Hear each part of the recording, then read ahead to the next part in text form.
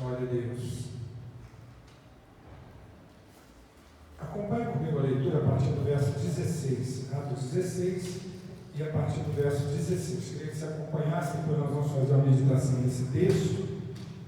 É um texto muito rico, né? Muitas informações para nós interessantes. Aconteceu que, indo nós para o lugar da oração, nos saiu ao encontro uma jovem possessa de um espírito adivinhador, a qual, adivinhando, dava grande lucro aos seus senhores. Seguindo a Paulo e a nós, clamava, dizendo: esses homens são servos de Deus Altíssimo e vos anunciam o caminho da salvação. Isso se repetia por muitos dias. Então Paulo, já indignado, voltando-se, disse ao Espírito: em nome de Jesus Cristo, eu te mando, retira-te dela. E ele na mesma hora saiu dela.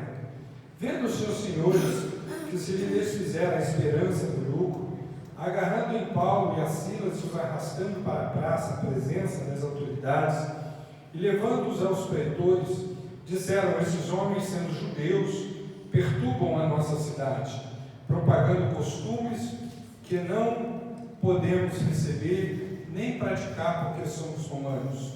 Levantou-se a multidão unida contra eles, e os pretores, rasgando-lhes as vestes, mandaram açoitá-lo com varas, e depois de lhes darem muitos açoites, os lançaram no cárcere, ordenando ao carcereiro que os guardasse com toda a segurança. Este, recebendo tal ordem, levou-os para o cárcere interior e lhes prendeu os pés no tronco. Por volta da meia-noite, Paulo e Silas oravam, cantavam louvores a Deus, e os demais companheiros de prisão escutavam.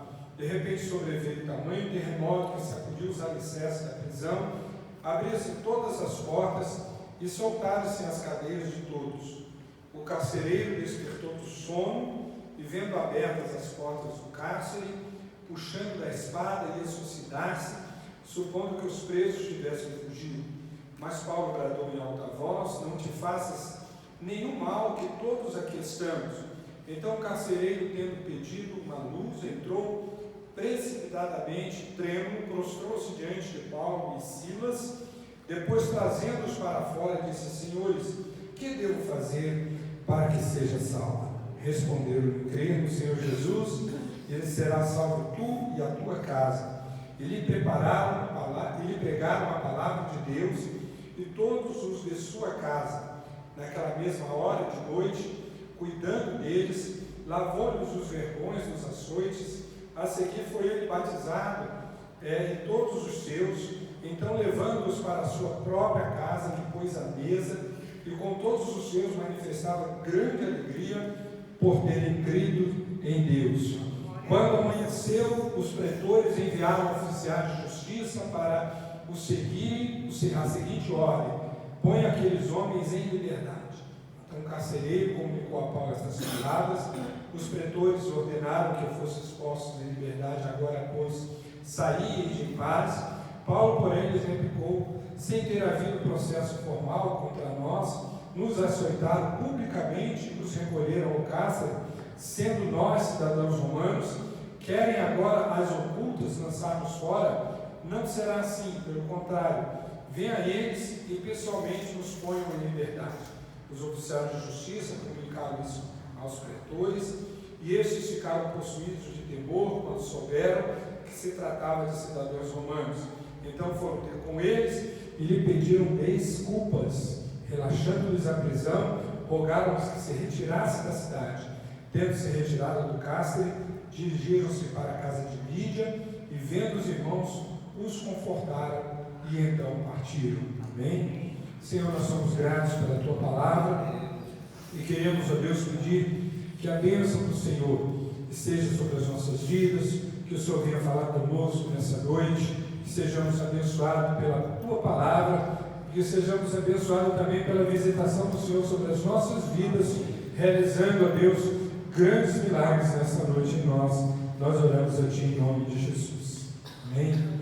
Queridos, Paulo está na sua segunda viagem missionária, e eu considero nessa nessas viagens. Paulo fez 3 viagens missionárias, mas eu considero assim, o capítulo 16, os relatos aqui do capítulo 16, como sendo assim,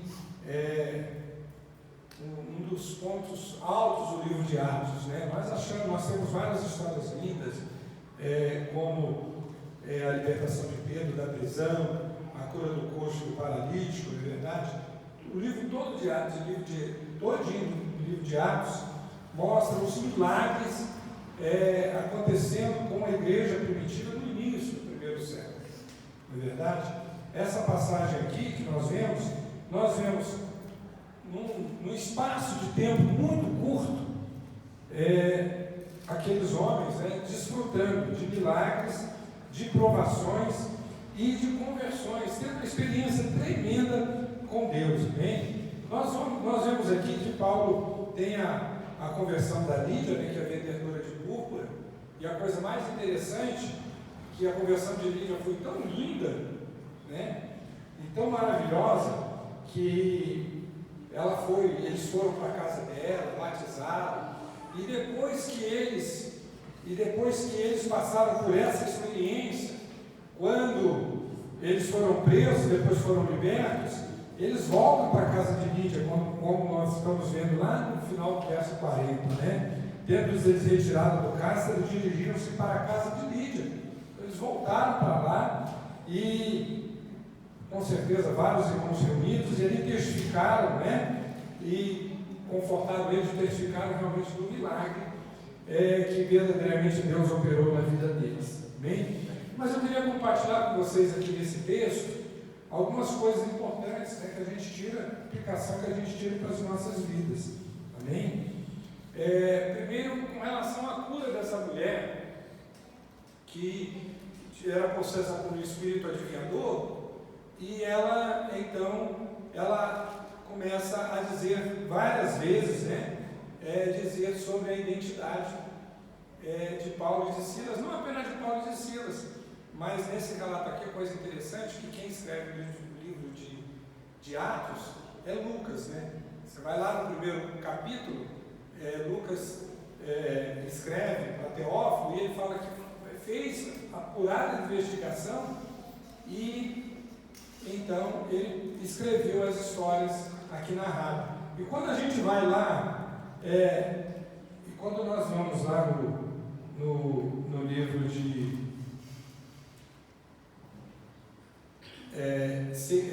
nós vamos lá no capítulo, o versículo 16, no versículo 17, diz assim: seguindo a Paulo e a nós, clamava dizendo: esses homens são servos do Deus Altíssimo e vos anunciam o caminho da salvação.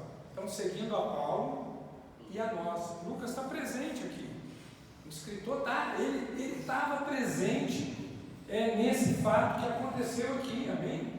Lucas estava presente, então ele narra aqui alguns relatos do livro de Atos. Ele foi pesquisar, foi apurar, mas aqui ele relata na íntegra realmente esse milagre que aconteceu. E ele fala que aquela jovem tinha um espírito adivinhador e dava grandes lucros, e ela dizia: esses são servos do Deus Altíssimo e vos anunciam o caminho da salvação. O que nós aprendemos com isso, irmãos? Eu escrevi aqui, né? O diabo conhece o nosso viver. Graças a Deus aqui que ele fala que é algo bom, né? Está falando que é algo bom, sim ou não? Esses homens são servos do Deus Altíssimo. Então, nós precisamos entender isso. Deus conhece o nosso viver, mas o diabo também conhece. O diabo conhece nosso caminhar, o nosso viver. Eu me lembro de uma experiência quando nós convertemos. Nós tínhamos, não vou citar aqui o nome, mas nós tínhamos dois jovens que eram namorados na igreja, né? Você lembra dessa experiência, né? E aí apareceu um bebum dando trabalho demais lá na porta da igreja. Nós tínhamos uma cidade muito grande, um pessoal de oração, muito gostoso, né? E aí esse Pedro lá dando trabalho, né? A gente tentando, orando por ele, tentando se livrar dele. E ele virou assim para o casalzinho de namorada, né? Virou, apontou para a moça e falou assim: você é uma mulher de Deus, né? Uma mulher temente a Deus, né? Isso e aquilo. E depois ele apontou para o namorado dela e falou uns trem pesado para ele. Falou uns trem pesado para ele, falou assim: conserte sua vida, cara, do jeito que você está indo aí, você não vai para o céu, não sei o que lá e tudo, né? Então, queridos, o diabo conhece as nossas vidas. Ele conhece. E assim como Deus conhece as nossas vidas e nos abençoa, o diabo conhece e fica oferecendo as coisas para nós. O mundo espiritual é algo muito real. E esse texto nos mostra isso. Ele é muito real. O mundo espiritual, verdadeiramente, ele é muito real. E o texto nos mostra isso. Mas aqueles que estão com Cristo, verdadeiramente, que percebam, pode perceber uma ação do inimigo na sua vida, pode fazer como Paulo e Silas, repreender como eles fizeram. Amém? Então nós vemos aqui a autoridade no nome de Jesus. Amém? A autoridade no nome de Jesus. Ainda que ele esteja falando a verdade. Eu fico pensando assim, que mal teria, né? O diabo, ele vinha dizendo atrás dele: esses homens são servos do Deus Altíssimos e vos anunciam o caminho da salvação. Está falando alguma mentira? E estava falando isso várias vezes, mas Paulo se sentiu assim, incomodado com aquilo, né? Ele falou: não é possível, eu vou expulsar esse espírito adivinhador e essa mulher vai parar de adivinhar as coisas aqui e o nome do Senhor vai ser glorificado. Então o milagre acontece no poder do nome de Jesus. E Paulo, então ele vira e fala: em nome de Jesus Cristo, versículo 18, eu te mando, retira-te dela. E ele na mesma hora saiu. E ela parou de adivinhar, porque ela adivinhava não só a vida de Paulo e Silas, mas alguém levantava a mão lá, pedia para adivinhar, ela adivinhava e começava a adivinhar a vida do sujeito, e isso dava lucro para os homens, porque ela tinha alguém que ficava com aquele dinheiro, custeava aquele dinheiro. Mas este fato, o que aconteceu? Os homens que ganhavam dinheiro às custas daquela mulher, que vai no versículo 19 então e vai a história até o final, e aqui nós vemos provações, nós vemos sofrimento, nós vemos até mesmo contra-ataque do diabo, que o próprio diabo não ficou satisfeito com aquilo, né? E ele entrou então depois naqueles senhores, né? Mas nós vemos também oração, nós vemos clamor, nós vemos o testemunho de Paulo e Silas, que foi algo assim tremendo para as nossas vidas. Então é uma história muito bonita. Mas aqueles senhores que tinham lucro com aquela mulher adivinhadora, e que eles viram que o lucro acabou, eles arrastaram Paulo forçosamente, né? Talvez eram pessoas fortes e tinham mais pessoas ali, né? E levaram ele na praça e levando-se até os pretores, as autoridades lá. E interessante que ele viram, usaram com relação a eles, mentira, né? Porque falou: esses homens sendo judeus, eles não eram judeus, Paulo era romano, não era judeu, né? Esses homens sendo judeus estão causando problema aqui. Por que ele usou essa expressão sendo judeu? Porque já existia uma perseguição aos judeus em função exatamente de Jesus, em função da seita, em função do cristianismo que estava nascendo, a seita do cristianismo que estava nascendo, ok? Em função disso, então já existia uma perseguição. Então eles dizem que ele é judeu e propagando costumes que não devemos receber nem praticar, porque nós somos romanos. Eles não eram judeus, mas eles mentem, ok? E Paulo não se defende aqui, levantou uma grande multidão, eu acredito que cobre as vozes dele, gritando, igual foi a crucificação de Cristo, né? E açoitou eles com varas, ou seja, tapou a boca, não deixou eles falarem, deram muitos açoites, apanharam e levou eles para a prisão, prenderam com cadeias, com os pés no tronco, conforme diz o texto aqui, verso 24, deu ordem, levou-os ao cárcere interior, eles prenderam com os pés no tronco, ok? Irmãos, uma outra experiência aqui tremenda que a gente vê é o quanto que o louvor liberta. Eu fico pensando assim, a gente entende que foi Deus que fortaleceu Paulo e Silas para que eles pudessem realmente estar dentro da prisão e ter força para orar, e ter força para poder louvar a Deus, né? Diz o texto que na meia-noite, depois de ter apanhado, depois de ter recebido chicotes, não foram dormir, de certo, muito cansado também, sentindo dor, e então pelo Espírito de Deus eles resolveram, então diz o texto que eles cantavam louvores a Deus, e os demais companheiros de prisão que lá tinham mais presos estavam ouvindo aquilo. Nós podemos imaginar, irmãos, o envolvimento, como ficou aquilo, da presença de Deus. Louvado e glorificado seja o nome de Deus. Diz o texto que aconteceu um terremoto, um milagre, ou seja, tremeu, as coisas ali se tremeu, sacudiu os alicerces do templo, a ponto de abrir todas as portas e saltar as cadeias a todos. Que milagre é esse? A gente sabe que não foi o sacudir, que sacudir não vai abrir uma corrente, não vai abrir um cadeado, né? Mas foram assim, vários milagres. O terremoto, os alicerces do templo, as portas se abriram, os cadeados, as correntes sendo abertas, ou seja, uma sequência de milagres pelo poder de Deus. Então nós vemos aqui, irmãos, o que é possível realmente Deus realizar. Coisas tremendas, louvado e glorificado seja o nome do Senhor. Mas quando eu olho para esse texto, eu estava até meditando nele, Deus no início da semana, meditando nessa passagem, né? E vendo aqui coisa maravilhosa. Milagre atrás de milagre, e a testificação de um milagre acontecendo um outro milagre, que foi a conversão do carcereiro. E a coisa, eu fico olhando aqui, todos esses milagres aconteceram num espaço de tempo de meia-noite até de manhã. Porque meia-noite eles estavam orando. Diz que por volta da meia-noite Paulo e Silas estavam orando.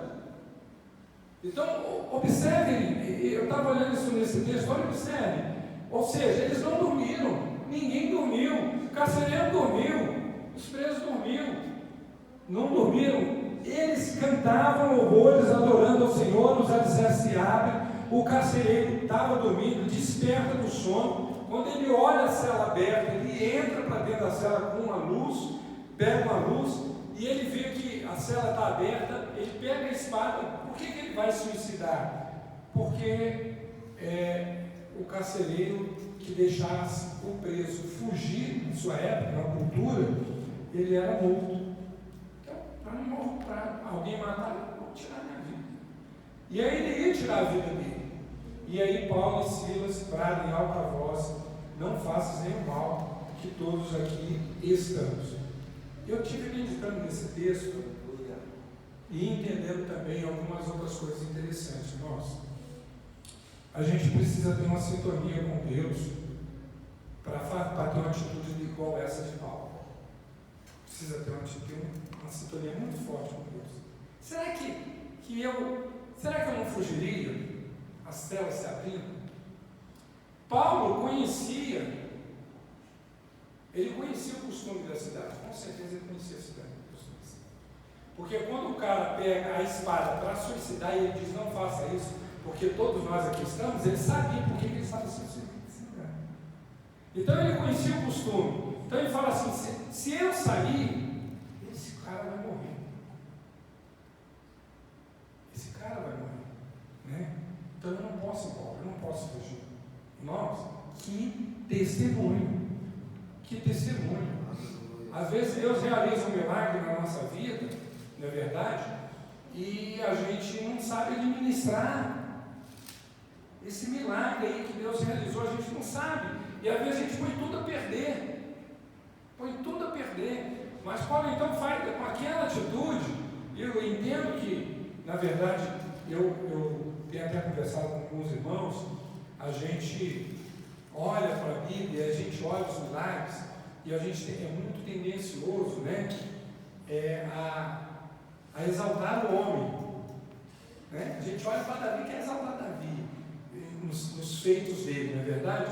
A gente quer exaltar o homem. Mas toda a Bíblia, tudo que acontece na Bíblia, todos os homens que são usados, a glória de Deus, gente. É Deus. Foi Deus a vida de Paulo. É Deus, é Deus, é Deus, é o Senhor. É a soberania de Deus. É Deus que coloca no coração de Paulo aquilo. É Deus que dá essa inteligência para ele, porque Deus fala: eu vou alcançar este carcereiro. Eu vou alcançar a família desse carcereiro. Então, a soberania de Deus, nós temos só que nos colocar na presença dele e pedir: Senhor, age da sua maneira. Faça, haja como o Senhor quiser agir. Então, não há mérito aqui em Paulo, mas há o poder de Deus na vida dele. Amém? Por isso, Deus, em nome de Jesus, é o poder de Deus. E ele então não foge, e o carcereiro então fica maravilhado. Rapaz, esses caras tiveram a oportunidade de ir embora e não fugiram. Tiveram a oportunidade e não fugiram. Não é verdade? É igual você acha uma carteira de dinheiro na rua, né? Muito dinheiro, está precisando daquele dinheiro, milagre, achou, mas você sabe o que é o dinheiro? Tem que entregar o dinheiro, mano. Foi milagre que você foi, mas tem que entregar esse dinheiro, não tem como. Você sabe de quem é. É um milagre, ou você está precisando, mas foi um milagre, Deus me deu, mas você sabe de quem é. Você sabe de quem é, tem que entregar. Como? Gente, não tem como, tem que entregar.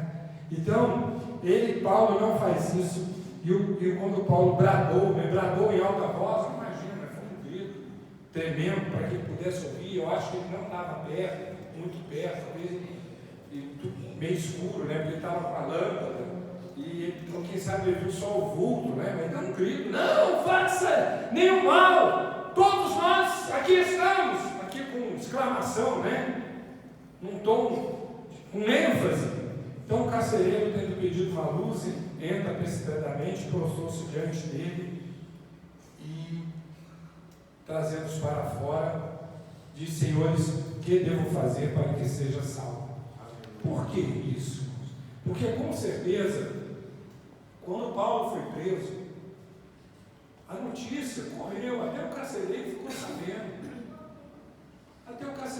sabendo.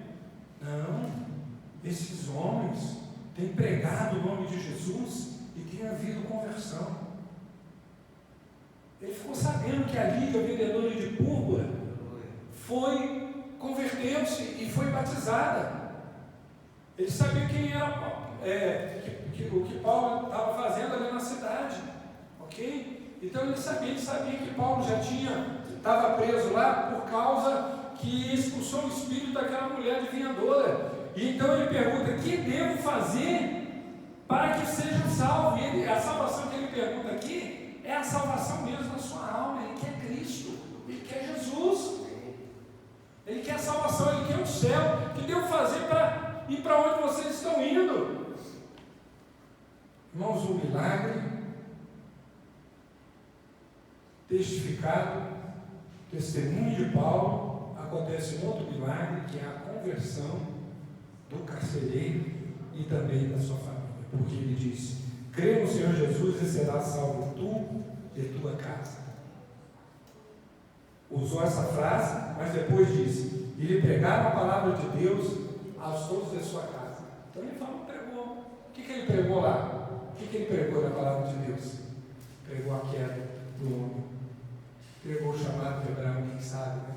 Deus de Abraão, a vida de Jesus, descendente, havia uma promessa, havia um redentor, ele veio, quer dizer, levou a salvação, levou a palavra completa para aquela família. Diz que pregou a palavra em todos da sua casa, e naquela mesma hora de noite, cuidando deles, lavou seus vergões, açoites, a seguir foi ele batizado. Não sei se foi batismo por aspersão, não sei se foi imersão, porque a Bíblia da Margem está toda, não sei se tinha um tanque lá, se tinha um rio na cidade, mas o batismo de madrugada. Foram batizados, gente, de madrugada. Foi salvo. E naquela época, eles da igreja primitiva era assim mesmo. Então o batista pregava arrependimento, a pessoa chega lá para arrependido. Batizado. Hoje nós temos toda essa cultura de uma preparação, mas é em função do contexto que nós vivemos. Mas naquela época, as pessoas se arrependiam, convertiam e eram batizadas mesmo, batizavam. Então eles foram batizados. A seguir foram todos batizados, todos os seus, seja uma família inteira, não sabemos quantos. Então levando-os para a sua própria casa, depois a mesa. Serviram a refeição, né? A ceia, não sabe se foi 4, se foi 5 da manhã, mas aí, grande alegria por eles terem crido em Deus. Ok? E aí depois o que acontece? Paulo e Silas viram para o carcereiro e falou assim: agora puseram de volta para o cárcere. Foi isso que aconteceu daqui no texto, irmão, porque eles saíram para casa, comeram, batizaram, fizeram lanche, e aí diz o texto, versículo 35, quando amanheceu, os prestores enviaram oficiais de justiça com a seguinte ordem: põe aqueles homens em liberdade. Então o carcereiro comunicou a Paulo essa palavra. Os pretores ordenaram que fosse posto em liberdade, porque ele tinha que voltar para lá, porque senão o carcereiro ia ser morto. Então eles voltaram. Antes de amanhecer o dia, eles voltaram para a cadeia. Aí ele falou para eles: pode sair e ir em paz. Paulo, porém, replicou: não, por ter havido processo formal contra nós, nos açoitaram publicamente. Então pediu que eles fossem lá. Irmãos, esse é um texto que nós vemos, na história que nós vemos o poder de Deus e o que Deus pode fazer nas nossas vidas. Tudo é possível ao que crê. Coisa tremenda. Louvado e glorificado seja o nome do Senhor. Que testemunho, que experiência desses homens, quantos milagres, que transformação, algo tremendo. Louvado e glorificado seja o nome do Senhor. E eles prosseguem a viagem, vão para a segunda viagem missionária. Eles são livres da prisão, e os homens vão lá pedir desculpa para ele. Depois eles seguem para Tessalônica, depois eles vão para Bereia, né? Vão para Atenas, enfim, vão fazer a obra do Senhor. Que Deus possa nos abençoar mais uma vez nessa noite, nesse culto, nessa guarda do milagre. Tudo é possível ao que crê. Amém? Tudo é possível ao que crê. Louvado e glorificado seja o nome do Senhor. Que Deus possa nos abençoar. Qual é o milagre que você está querendo na sua vida? Eu quero dizer para você o seguinte: testifique o seu milagre. Porque o testificar do nosso milagre, nós podemos alcançar outras vidas para o Senhor Jesus. Amém? Vamos orar, vamos ficar de pé para nós orarmos. Dá para a gente cantar mais um hino aqui, Samuel? Amém? Vamos, Thiago, mais Samuel, mais a Samara, vamos cantar mais um hino para a gente orar ao Senhor. Amém? Nós vimos aqui milagres de conversão. Amém? Milagres, portas sendo abertas, cadeias sendo caídas, libertação de oprimidos. E eu quero saber qual é o seu milagre, o que você quer que Deus faça, realize na sua casa, na sua família. Gostaria que você estivesse colocando diante de Deus. Amém? Nós vamos estar orando depois ao Senhor. Aleluia.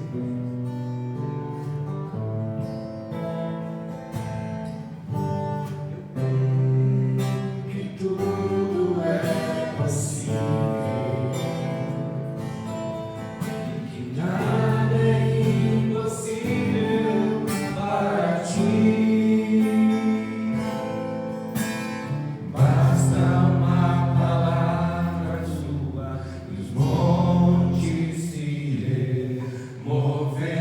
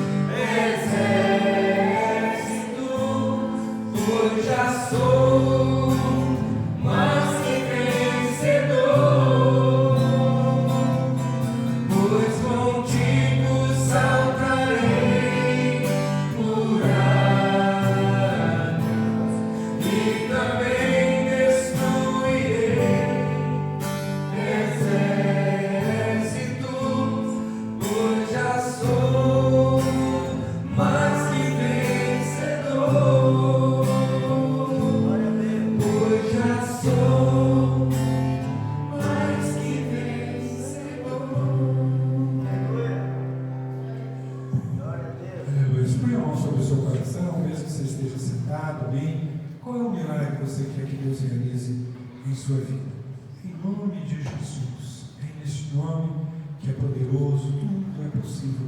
Coloque aí o seu pedido, milagre que você quer que realize, a conversão de familiares, quem sabe, uma cura para a sua vida, amém? Vamos orar, vamos pedir a bênção de Deus para as nossas vidas, amém? Vou pedir o prefeito Vanderlan fazer esta oração, amém, Vanderlan? Amém? Em nome de Jesus, glória a Jesus.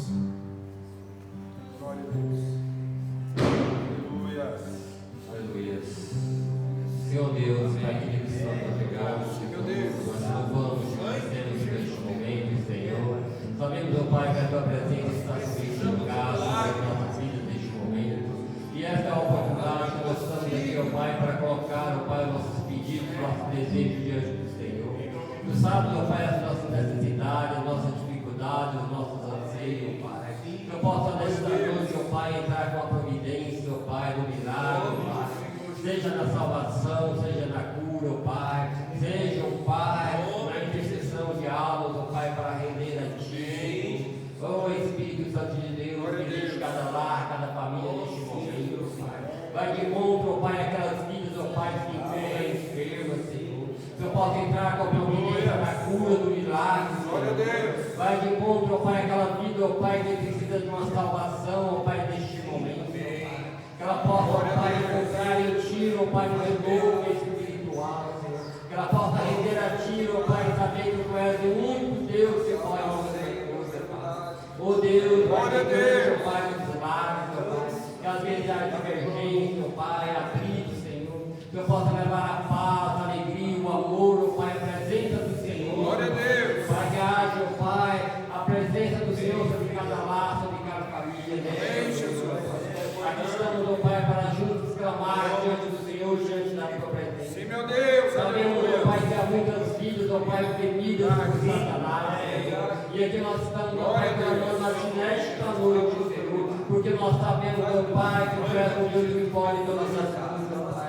Tu és o Deus, ó Pai, que pode salvar, que pode curar, que pode libertar, Senhor. Por isso que, ó Pai, estamos nesta noite, porque nós cremos no milagre, Senhor. Cremos, ó Pai, na salvação, ó Pai. Cremos, ó Pai, na cura do milagre, Senhor. Por isso que nós estamos mais uma vez nesta noite, para juntos, ó Pai, clamarmos ao Senhor, porque nós cremos, ó Pai, que o nosso clamor não é em vão. Porque Tu és um Deus de misericórdia, Deus de amor, ó Pai. Um Deus que tem ouvido o nosso clamor cada dia, cada momento da nossa vida, ó Pai. Por isso que estamos, ó Pai, crendo, ó Pai, no milagre, nesta noite.